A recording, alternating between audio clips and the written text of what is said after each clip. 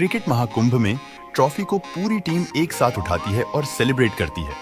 हर final match के बाद इस ट्रॉफी को विजेता टीम को दिया जाता है, लेकिन हर बार विनिंग टीम को मिलने वाली ये ट्रॉफी आखिर बनाई कैसे जाती है और इसका वजन कितना होता है। तो चलिए वर्ल्ड कप में दी जाने वाली ट्रॉफी के बनने की प्रोसेसर की बात करते हैं। वैसे अगर आप सोच रहे हैं कि इसे कहीं स्पेशल जगह पर तैयार किया जाता है, तो जी हाँ, बिल्कुल आप सही सोच रहे हैं। इसे फैक्ट्री की तरह ही एक जगह पर तैयार किया जाता है, क्योंकि ये काफी ज्यादा महंगी होती है। आपने अगर ट्रॉफी को देखा होगा तो आपको इसके डिजाइन देखकर अंदाजा लग ही जाएगा कि इसका डिजाइन कितना क्रिटिकल है। इसे बनाने के लिए सबसे पहले इसकी डिजाइन को तैयार किया जाता है। इसके बाद जब इसका डिजाइन पेपर पर तैयार हो जाता है, इसके बाद इसे सोने और चांदी के मेटल से तैयार किया जाता है। इस ट्रॉफी का डिजाइन और इस पर उकेरी गई डिजाइन क्रिकेट वर्ल्ड कप से रिलेटेड ही होती है, जिसे हम आपको समझा देते हैं।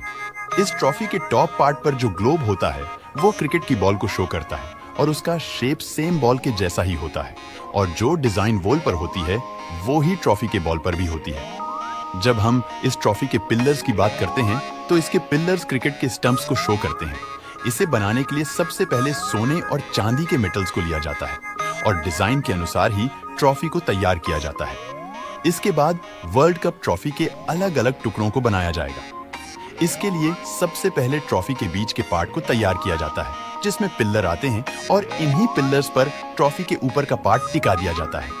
इन पिलर्स को कारीगरों की हेल्प से हथौड़े से पीट कर या फिर मशीन का इस्तेमाल करके बनाया जाता है। इस काम में काफी ज्यादा सावधानी भी बरतनी पड़ती है, जिससे कि कोई पार्ट डैमेज ना हो। इस तरह ट्रॉफी के पिलर्स का शेप एक एक करके तैयार किया जाता है, जिसमें 3 पिलर्स होते हैं। एक तरह से इस काम को स्पेशलिस्ट ही कर सकते हैं। इसके बाद इनकी फिनिशिंग की बारी आती है। अगर इस बात को आप नहीं समझे तो हम बता देते हैं। पॉलिश किया जाता है, जिससे ये पूरी तरह से क्लीन और चमकदार हो जाती है, और ये करने के बाद इन्हें वॉश किया जाता है। वॉशिंग करने के लिए सिल्वर प्लेटिंग का इस्तेमाल किया जाता है। इसके बाद चांदी की प्लेटिंग से कोट किया जाता है, यानी इन पे परख चढ़ाई जाती है। इस तरह से ट्रॉफी के तीनों पिलर्स को तैयार किया जाता है।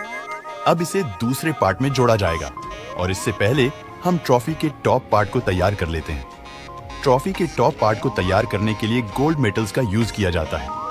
ट्रॉफी के टॉप पार्ट यानी कि ग्लोब को तैयार करने के लिए पहले मेटल्स को ग्लोब के शेप में सेट करने के लिए 2 अलग अलग पार्ट्स को लिया जाता है।